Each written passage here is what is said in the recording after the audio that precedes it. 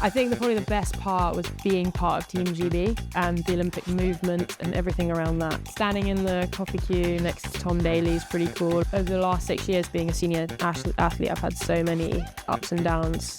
I looked at the effects of gendered school sport uniform on girls' participation in sport. So I went on a deep dive, went back in time to look at Victorian traditions. Bottom line, my research found that over 70% of women had seen girls drop out of sport. There's so many traditions, so how do we combat that? To be honest, a lot of my work has come from how I feel in my own body. Why do I have to step onto an international field and worry about how I'm looking?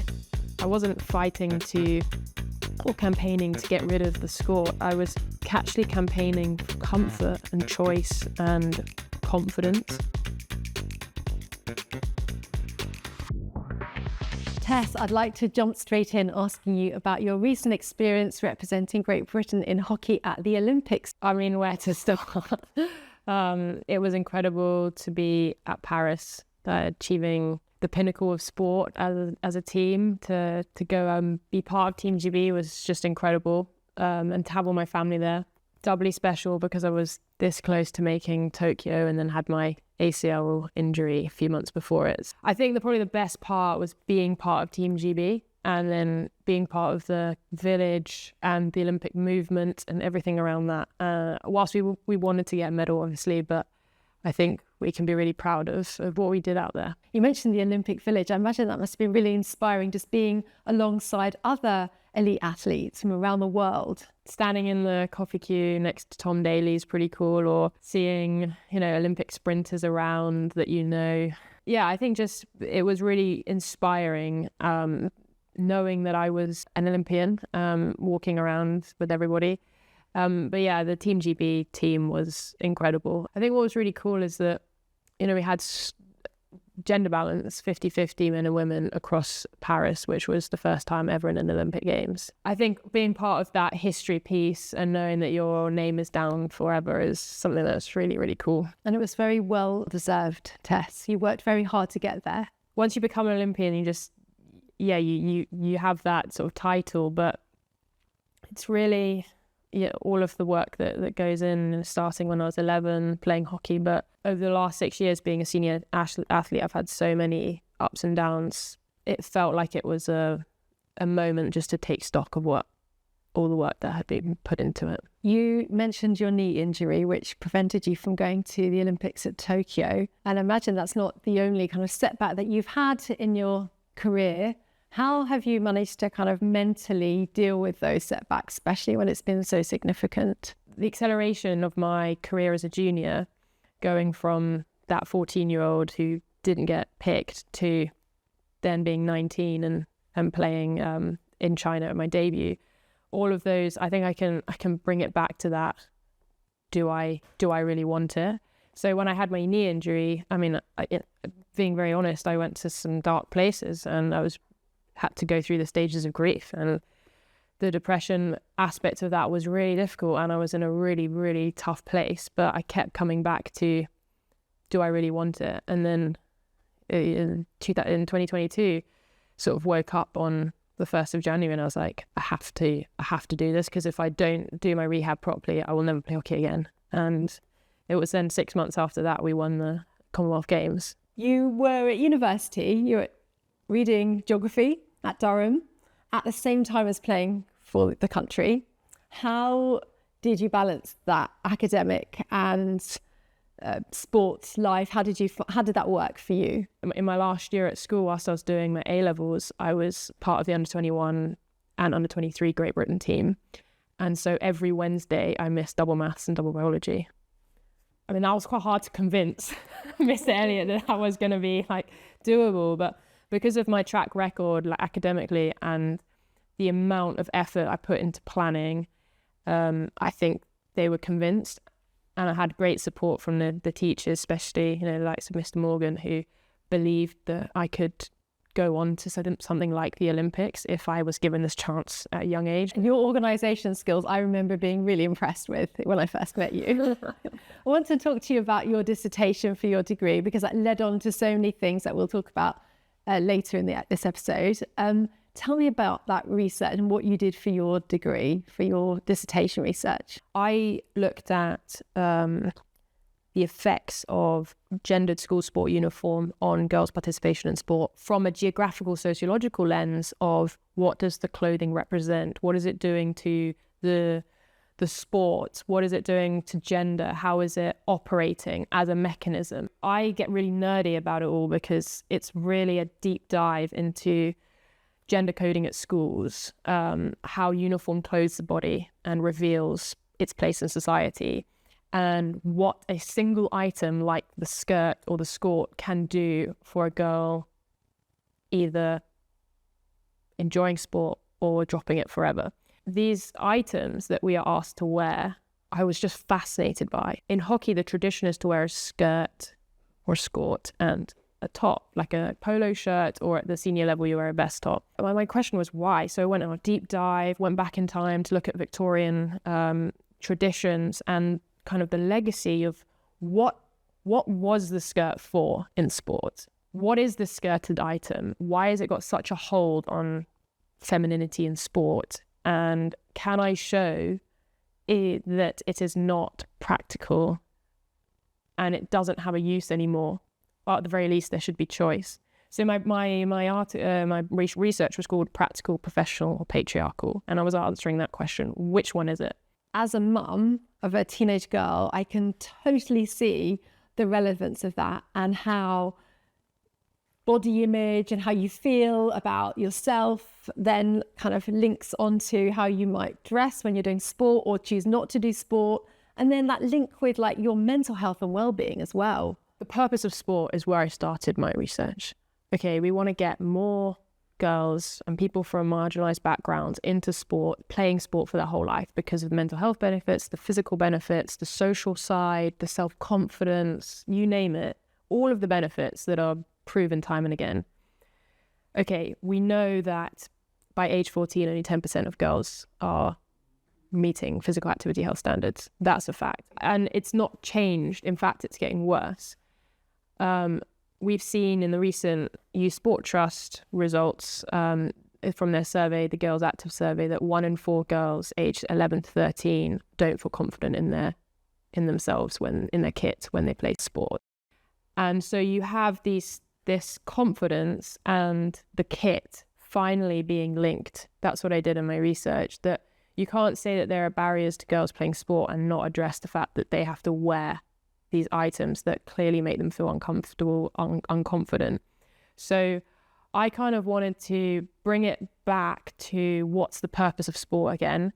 And if we agree that the purpose of sport is everything that we just said, then why should a barrier that is so trivial, like traditional uniform, why should that even be at play? Why is that even in the conversation? It comes back to uniformity, to tradition, to what a girl should look like. And then with why it has to be changed is because if you don't get a girl at age 10 active, or they are active at age 10 and by 13 they stop, then you've lost them for life. Bottom line, that my research found that over 70% of women had seen girls drop out of sport because of sports kit and body image concerns. 60% wanted shorts and everybody wanted choice. So then you're like, okay, well, now what do we do? Try and convince every school in the country and every organisation to just offer choice. But it's not that simple because there's so many traditions. So how do we combat that? And that was a whole other aspect of my research.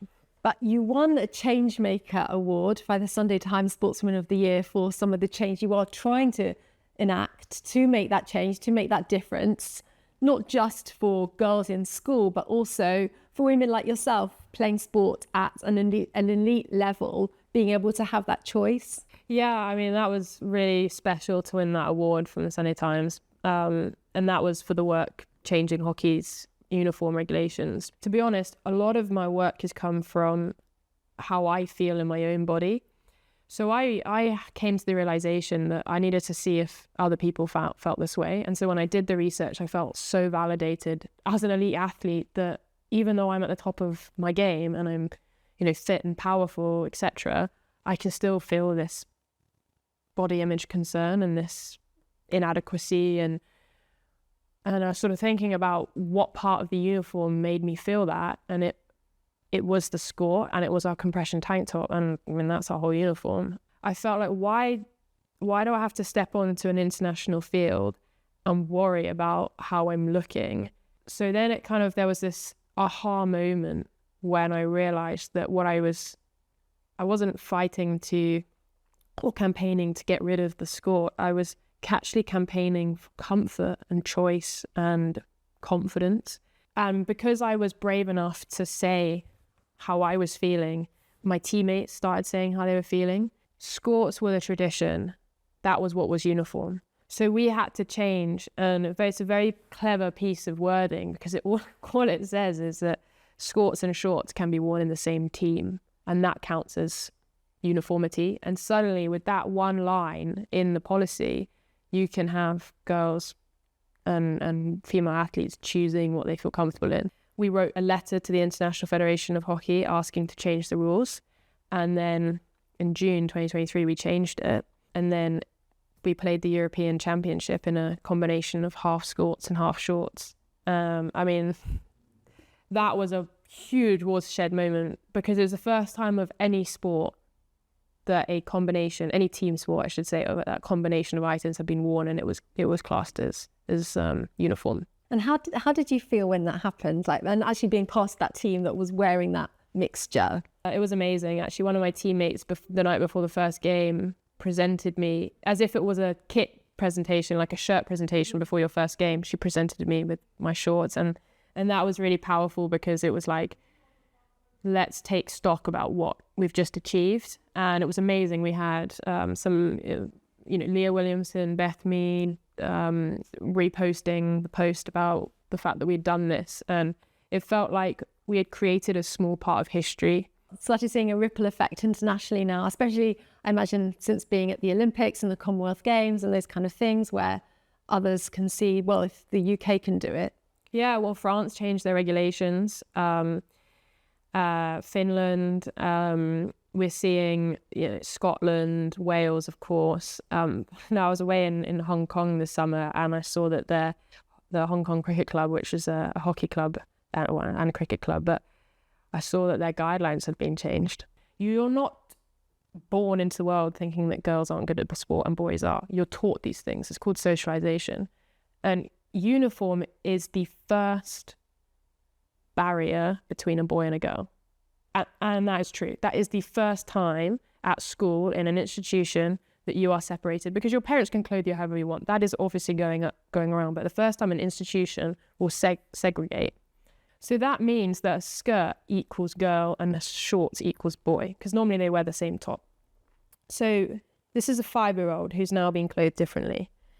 Age 6, age 7, age 8, etc. Before they get to puberty, they are constructing in their mind what a boy is and what a girl is. But why it's so dangerous is not because there's no difference between boys and girls, because of course there is.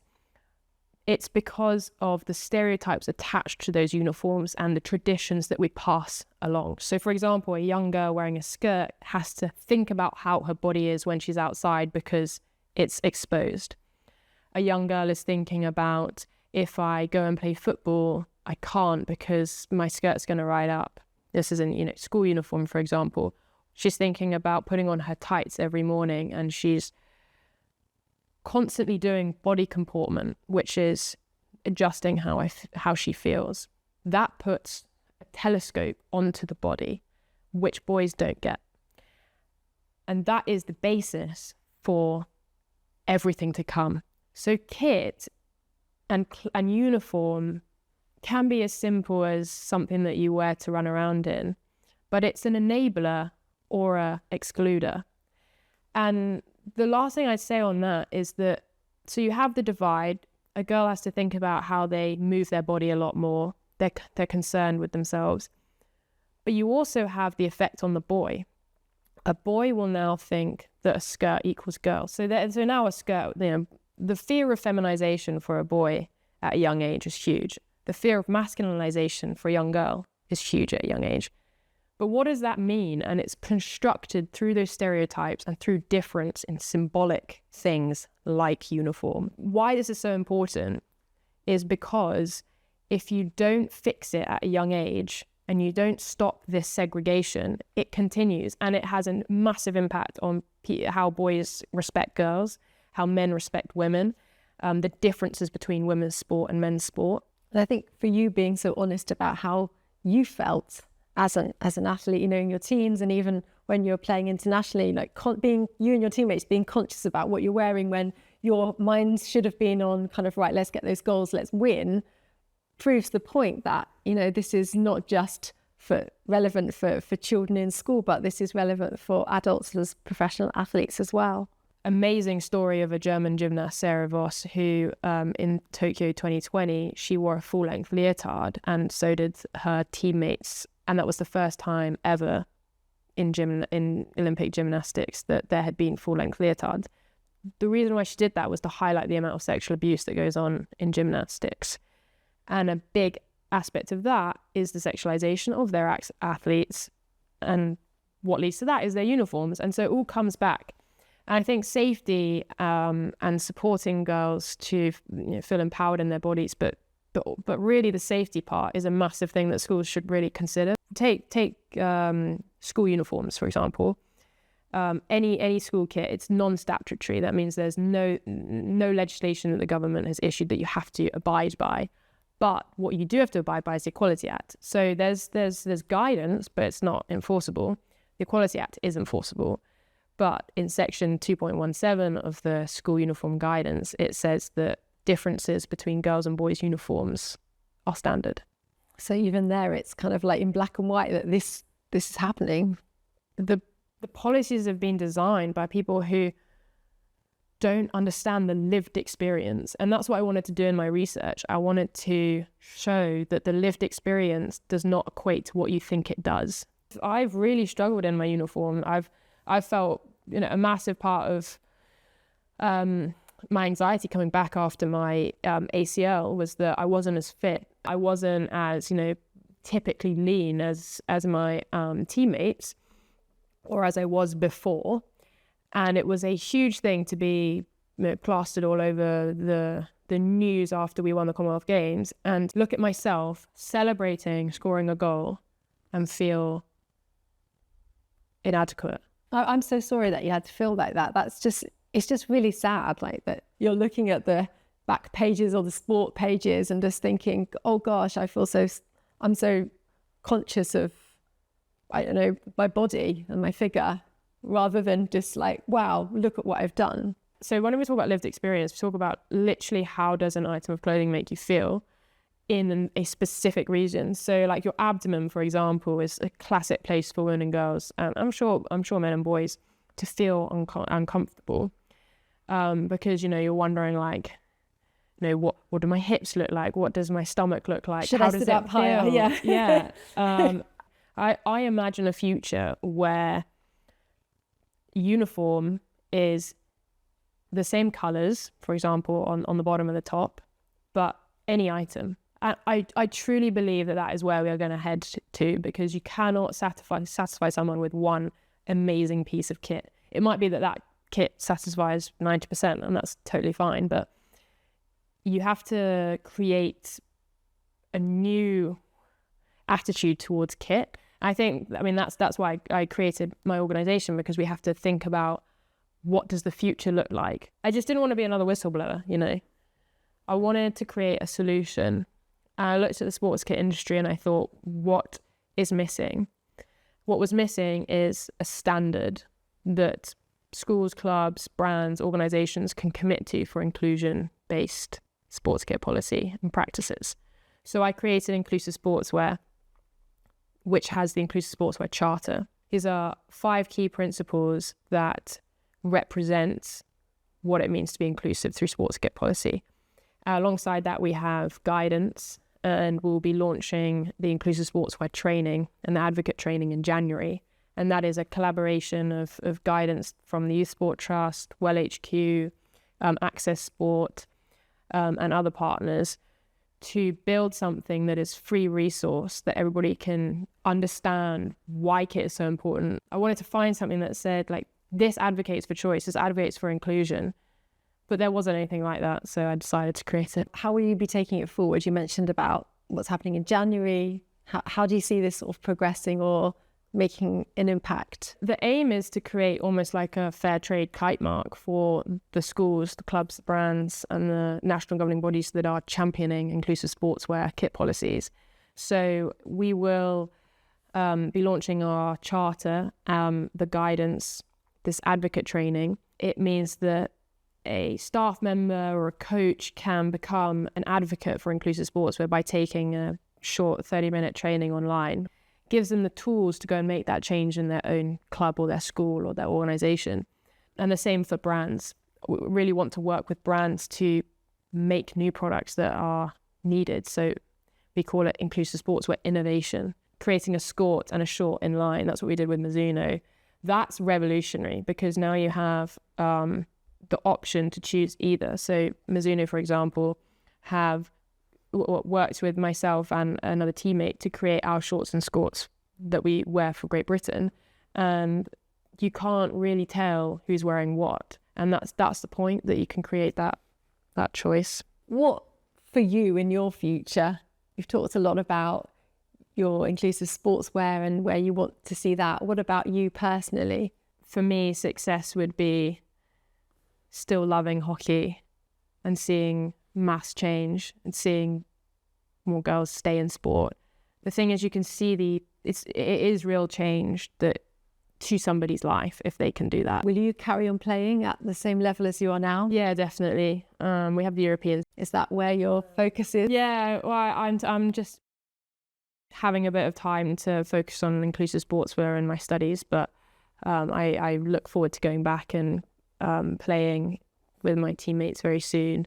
Yeah, I mean, you asked me like, where do I see my future? I think it's just, I just want to see this through, because I mean, if we can create this change on a systemic scale, it just will transform so many people's lives, and there's so much opportunity. And so, yeah, I can't really think about much more after that. I just want to see it. It's not going to be a year's project. It's probably going to be 10 years. Tess, at the end of all our podcasts, we always ask our guests to share with us some maybe words of wisdom that they live by, or a quote maybe that they read once that kind of had a profound impact. Is there something for you that you could share? Something that I learned at the Purse was that it's cool to be keen. I hope to live my life through my passions, and so if people are listening, it's sort of like go after whatever you're passionate about. That's good advice. Thank you very much, Tess. My pleasure. Thanks for having me.